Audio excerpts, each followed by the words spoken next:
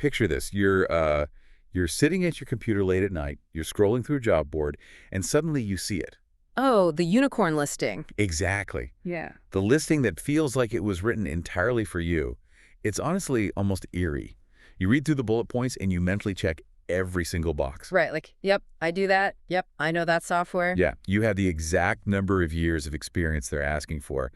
You've mastered that specific tech stack down to the really obscure legacy systems. But it's rare. Super rare. You've maybe even held that exact same job title at your last company. You are a 100% undeniable locked-in match.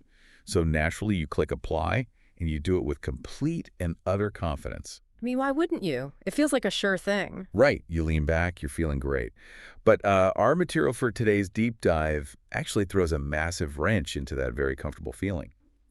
The central premise of the article we're looking at, which is called Stop Applying for Jobs You're 100% Qualified For, asks a really provocative question. And it's a good one. It is. When you click apply on that perfect match, are you actually applying for your future, or are you just signing up to repeat your past at a brand new organization? Yeah, and that is a question that completely upends how most of us have been taught to navigate our careers from day one. Because we're taught to just match the keywords, right? Exactly. Historically, job applications have been treated almost exclusively as exercises in compliance. If you look at the underlying psychology and the whole structure of the hiring market, the entire process is designed around proving to an employer that we have already accomplished exactly what they're asking for. So it's completely backward-looking. 100%. It's a system that locks our focus entirely on historical experience.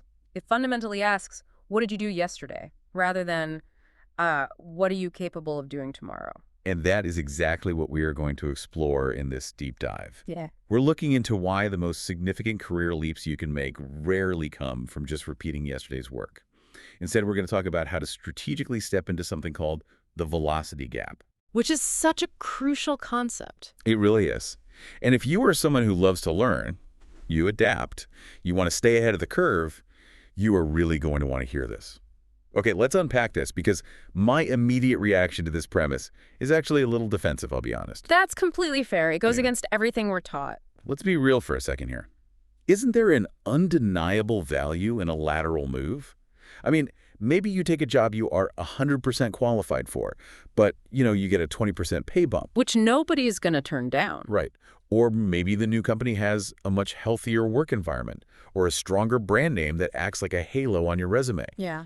Isn't applying for a 100% match just like taking a class in school that you know for an absolute fact you'll get an A in? It's safe. Yeah, it's safe, it's a guaranteed win, and given how chaotic the world is right now, sometimes we just need that safety. Look, that is a very fair pushback, and there is undeniable value in pursuing lateral moves for those very reasons. Okay, good. I'm not crazy. No, not at all. Compensation, a non-toxic culture, prestige, I mean, those are real, tangible benefits that improve your quality of life. But what's fascinating here is the distinction between a comfortable job change and actual career evolution. Oh, okay. Evolution versus just moving desks. Precisely. If every single requirement of a new role feels comfortably familiar to you, you have to critically evaluate whether that position is genuinely going to drive your long-term market value forward. Because you aren't actually stretching yourself. Right. If you take that guaranteed A class, sure, your GPA looks great for that semester, but you didn't actually learn a single new concept. You didn't build new neural pathways. True professional evolution happens in that velocity gap. The velocity gap. It's such a great term, but let's break down the mechanics of what that actually means for the listener. Okay. Because as someone who loves learning, staying in a role that requires zero new knowledge is, well, it's basically a recipe for total burnout anyway. Oh, absolutely. Bore out is real. Yeah. You might be getting paid more, but your brain is essentially on autopilot. But I'm wondering if being 100% qualified means you are stagnating, but being 0% qualified means you are, completely unqualified and going straight into the rejection pile. Right. You don't want to just apply to be a surgeon with zero medical training. Yeah, exactly. Right. So how do you find the right balance? How much unqualified are you actually supposed to be? So according to the research, the sweet spot sits right around 15 to 20%. 15 to 20. Yeah. The most meaningful shifts in a career trajectory happen when you possess, say, 80 to 85% of the core competencies required for the role, leaving a deliberate 15 to 20% gap strictly for growth. So you know enough to not drown on day one. Exactly. You have the foundational bedrock to do the job well, but there is enough unknown territory to force you to adapt. And if you look at how modern, forward-thinking organizations actually operate, they rarely expect a candidate who satisfies every single bullet point on a job description. Well, I have to push back on that a bit. Because job descriptions certainly make it sound like they demand absolute, uncompromising perfection. Oh, for sure they do. I mean, they want a unicorn who has, 10 years of experience in a coding language that has literally only existed for 5 years. The classic HR paradox. They absolutely read like impossible wish lists, but we have to understand why they write them that way. It's a structural issue. Hiring is incredibly expensive and risky. Right. So they try to de-risk the process by asking for the moon. They are trying to buy an illusion of certainty. But in practice, modern hiring managers, the people actually running the teams on the ground, they're hiring for potential. Because the market moves too fast. Exactly. They're hiring for adaptability and adjacent experience. They know someone who only knows how to do yesterday's tasks perfectly is going to be a liability when the strategy inevitably pivots in 6 months. Let's ground this with a real-world example from the reading, because it really brings this 15 to 20% sweet spot to life. Take a commercial leader, right? Someone who has spent 10 years successfully building traditional enterprise software businesses. Classic sales leader. Yeah. Now, if that person only applies for identical commercial leadership roles at other traditional software companies, they are 100% qualified. They will probably get the job. No question. But they aren't going to develop fundamentally new capabilities. They're just changing the logo on their business card and attending the exact same sales meetings. And their long-term market value basically stays flat. Right. But if that same professional pursues a commercial leadership role at an AI-first company, suddenly they hit that strategic gap. They have 80% of the skills. I mean, they know how to build a sales pipeline, lead a team, understand revenue The forecasting. core competencies. Yes. But they encounter this 20% gap. They now have to navigate and learn entirely new go-to-market motions. The source specifically points out the shift from traditional enterprise sales to product-led growth, or PLG. Which is a massive paradigm shift. It really is. Right. Because the mechanics of those two things are wildly different. Traditional enterprise is very top-down, taking the CIO out for a steak dinner to close a massive deal. Yep, the golf course sales strategy. Exactly. But PLG is bottom-up.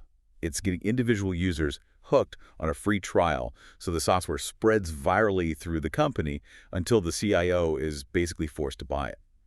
It requires a totally different understanding of predictive analytics and user data. But here's my question. If I am that commercial leader sitting in an interview, won't an employer just look at my resume, see that I've never executed a PLG motion, and just flag that as a glaring, disqualifying weakness? Well, only if you frame it as one. Oh, interesting. Yeah, in the context of the velocity gap, those missing competencies, they aren't disqualifying weaknesses. They are the exact catalyst required for your professional evolution. So you don't try to hide it. No, never. The objective is not to obscure or hide the gap from the employer, just hoping they don't ask about it. The objective is to deeply understand it, prepare for it, and actually begin closing it before your very first day. So you own it. You completely own it. You walk in saying, I have 10 years of rigorous enterprise scaling experience. That is my deeply relevant foundation. And because I know your growth relies on a PLG motion, here is exactly how I am actively bridging my knowledge gap in product telemetry to meet your specific future needs. Wow, so you pivot the conversation from a lack of historical compliance to a demonstration of forward momentum. Exactly. You show them you are already solving their problem. That is a massive paradigm shift. You aren't apologizing for what you don't know. You are targeting what you don't know as your specific growth engine. It changes the whole dynamic of the interview. But that brings up a pretty huge logistical hurdle. Knowing that a 15 to 20% gap is ideal is wonderful in theory. But how on earth are you supposed to figure out which specific missing skills are actually worth your time to learn? Right? You don't want to learn something obsolete. Exactly. Because I could have a 20% gap in a skill that no one in the market actually cares about or is willing to pay for. That is the crucial filter. Step one is realizing not all skill gaps yield equal returns. If you're going to invest your limited time and cognitive energy in learning, you must find the gaps that the market is actively rewarding right now. You need to identify the skills that are becoming critical across industries. Here's where it gets really interesting, because we currently have a fundamental flaw in how almost everyone listening to this hunts for jobs. We use traditional job boards. We all do it. Yeah, but if you think about the underlying mechanism of a job board, it's essentially just a static keyword matching machine. It only highlights vacancies based on what you already typed into your profile. It's like driving down the highway while exclusively staring in the rearview mirror. That's a great way to put it. It shows you exactly where you've been and matches you with roles that require that exact same past. It fundamentally cannot isolate the specific missing capabilities that would alter your long-term trajectory. The rearview mirror analogy captures the stagnation perfectly. Job boards just reflect your past back at you. But we're starting to see the emergence of platforms designed around predictive career mapping. The reading highlights a platform called SkillDrift, which operates on a completely different premise.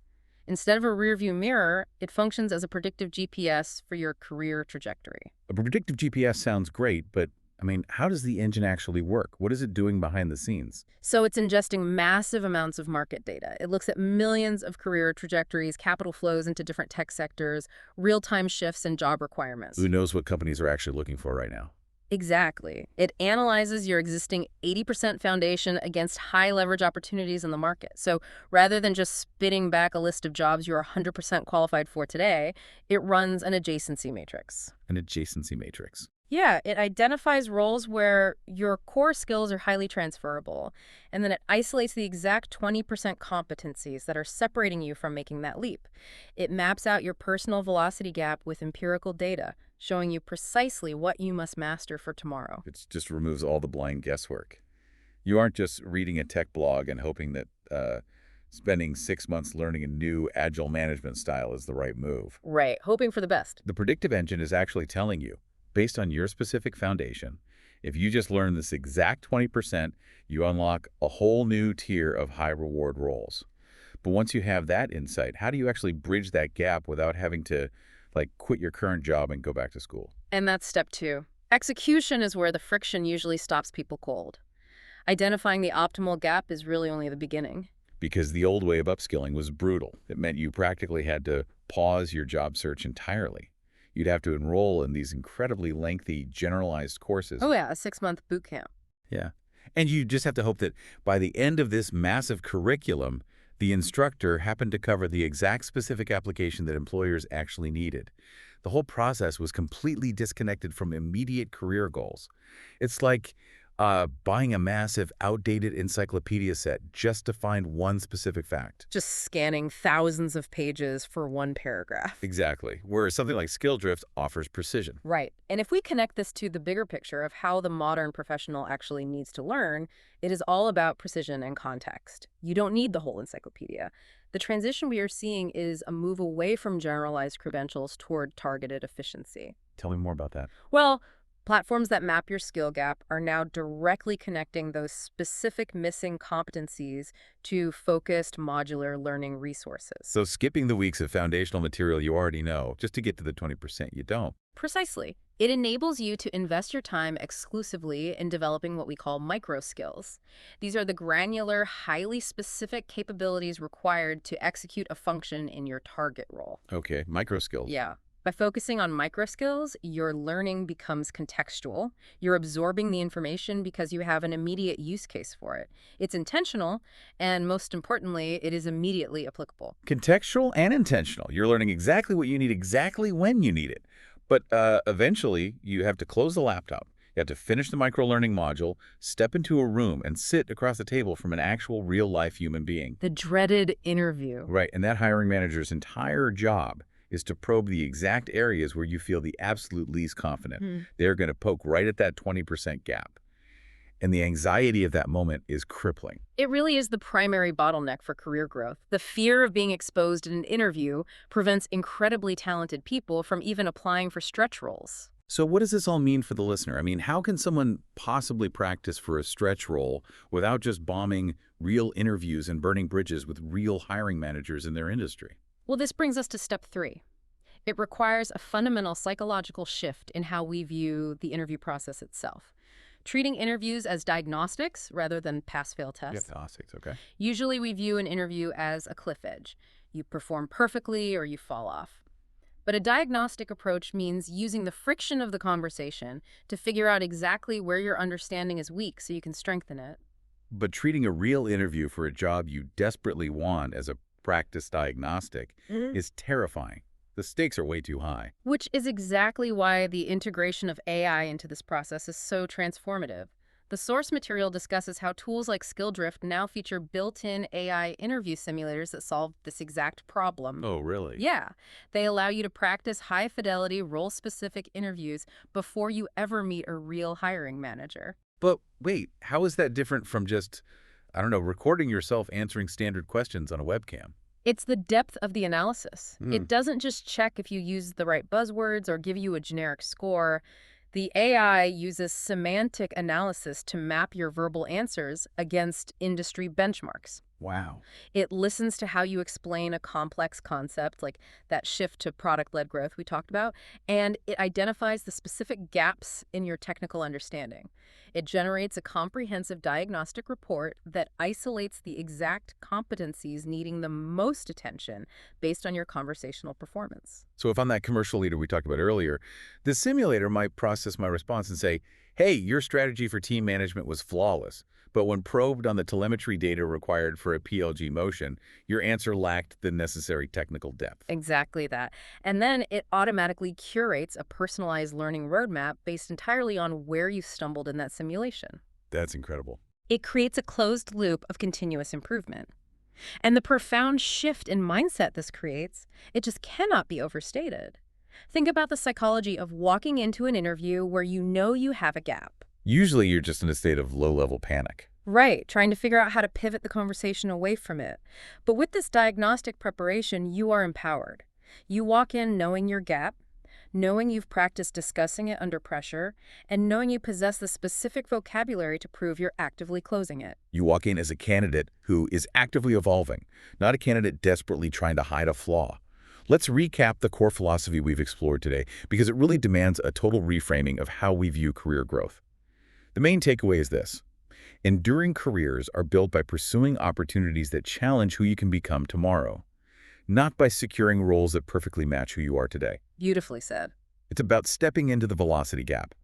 And for a specific call to action from our source, listeners can actually go to app.skilldrift.ai to upload their resume and get a comprehensive skill gap report instantly. Which is such a powerful starting point. And the article notes there's no credit card required, just ambition. This raises an important question, though, for anyone evaluating their career path right now. The professionals who will define the future of work are those willing to stretch, learn, adapt, and evolve. If you're only applying for what you've already mastered, you are letting the market outpace you. Which leaves us with a final lingering question for you to mull over. Think about the job you hold right now, today. When you first applied, were you a 100% match or did you have a gap?